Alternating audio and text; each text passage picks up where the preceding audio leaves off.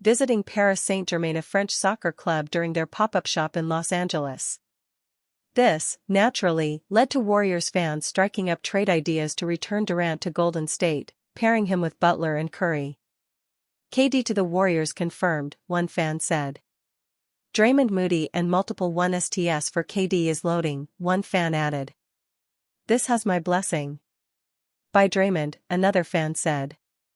Heat and Wolves both cooked welcome to Houston KD, another fan wrote. If Butler had any words to Durant about the Minnesota Timberwolves and Miami Heat, two suitors for a trade with the Suns, his opinion on his ideal landing spot might change. The two sparked the idea of Golden State trading for Durant, who won 2 championships alongside Curry and the Warriors, though that scenario is more than unlikely.